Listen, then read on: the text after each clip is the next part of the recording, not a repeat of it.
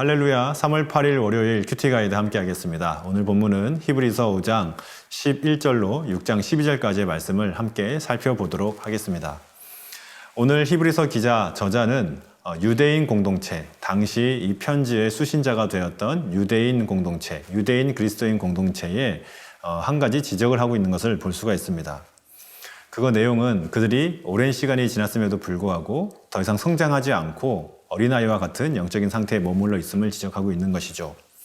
한번 살펴보겠습니다. 먼저 내용 관찰입니다. 첫 번째, 편지의 수신자들의 영적인 상태가 어떠하다고 말하고 있습니까? 오늘 히브리서 저자는 당시 수신자였던 유대인 그리스도인들에게 너희가 어린아이와 같다라고 표현합니다. 11절에 너희가 듣는 것이 둔하다라고 이야기를 하고 12절에는 때가 오래되어 선생이 되어야 할 너희들이 오히려 가르침을 받아야 할 사람들이다 라고 이야기를 하고 있습니다. 단단한 음식은 못 먹고 젖이나 먹어야 할 사람들이다 라고 이야기하고 있는 것이죠. 13절에는 어린아이라고 표현을 하고 있는 것입니다. 무슨 말을 하고 있는 것일까요? 당시 유대인 그리스도인들이 복음을 듣고 회심하고 개종을 하였음에도 불구하고 더 이상 자라가지 못하고 계속 어린아이와 같은 그러한 신앙의 상태에 머물러 있는 것을 지적하고 있는 것이죠. 또한 다시 유대교로 개종했던 배교자들이 생겨났던 것을 지적하고 있는 것입니다.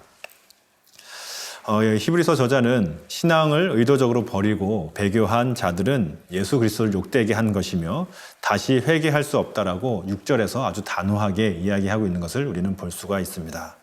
4절에서 6절 말씀을 함께 같이 한번 보겠는데요. 제가 한번 읽어드리겠습니다.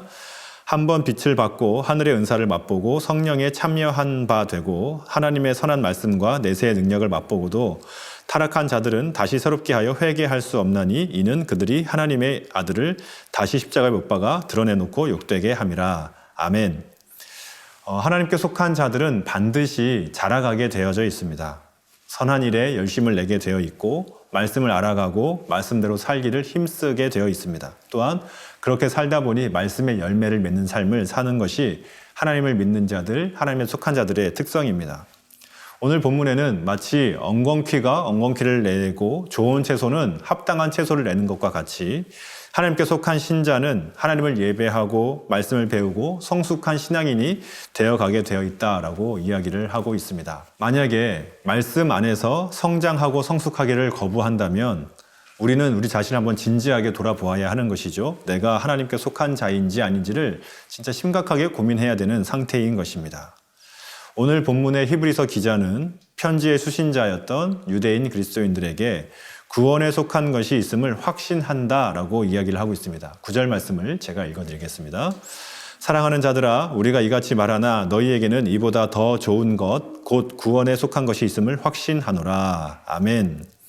무슨 말일까요? 너희들은 분명히 하나님을 믿는 자들에 속해 있으므로 하나님을 알아가는 일에 성숙한 신앙인으로 자라가는 일에 더욱더 열심을 내라 라고 권면하고 있는 것이죠.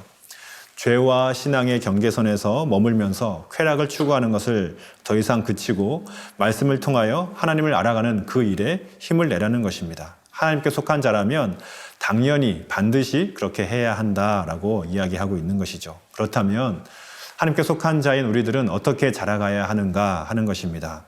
1절부터 3절까지의 내용인데요. 1절에 보면 이렇게 기록합니다. 그러므로 우리가 그리스도의 도의 초보를 버리고 라고 기록을 하고 있죠. 이 말은 그리스도에 대한 초보적인 가르침을 다 버리라 라고 이야기하는 것이 아닙니다. 오히려 초보적인 가르침은 믿음의 토대를 이루는 아주 근본적인 것이기 때문에 그 근본, 기초 위에 더 디딤돌로서의 역할을 해야 된다는 것이죠. 기초 위에 더 쌓아가라 라고 이야기하고 있는 것입니다. 또 2절도 보겠습니다. 세례들과 안수와 죽은 자의 부활과 영원한 심판에 대한 교훈의 털을 다시 닦지 말고 완전한 대로 나아갈지니라. 3절 하나님께서 허락하시면 우리가 이것을 하리라. 아멘. 2절과 3절 말씀도 동일한 이야기를 하고 있는 것이죠. 이미 가르침을 받은 것을 토대로 하여서 성장하여야 한다라고 말하고 있는 것입니다. 결국 성도에게 필요한 것은 초보적인 가르침 위에 말씀을 계속 쌓아서 성장해 가는 것이 중요하다라고 이야기하고 있는 것이죠. 오늘 본문의 이 편지의 수신자들은 구원에 대한 필수적인 말씀은 알고 있었습니다. 그러나 그것을 토대로 더 자라가고 성숙하기 위해서는 노력하지 않았던 것이죠. 그 결과 그들은 신앙의 아주 본질적인 위기를 만났던 것입니다. 배교의 위험까지 처했던 것이 그들의 신앙의 실상이었던 것이죠. 어린아이가 마땅히 생명이 있으면 성인으로 자라가는 것처럼 구원을 받았다면 말씀에 대한 깨달음도 날로 날로 풍성해져야 하는 것이 신앙인의 특성입니다. 그렇다면 우리 교회는 또 우리들에게는 무엇이 있을까요? 우리들에게는 날마다 말씀을 묵상하는 이 큐티 가이드 시간, 이 큐티의 시간도 굉장히 좋은 시간일 것입니다. 또한 우리 맑은생 광천교회가 제공하는 여러 가지 훈련과 양육의 과정들도 성숙한 신앙인이 되기 위해서 굉장히 좋은 기회들입니다. 또한 매주 모이는 목장 모임들도 굉장히 좋은 시간들이죠. 이러한 교회가 제공하는 여러 가지 훈련 프로그램뿐만이 아니라 또 목장 모임과 또 큐티, 말씀 묵상의 시간들을 잘 활용하고 날마다 말씀을 나누며 말씀을 먹는다면 우리는 더 성숙한 신앙인으로 자라갈 수 있을 것입니다.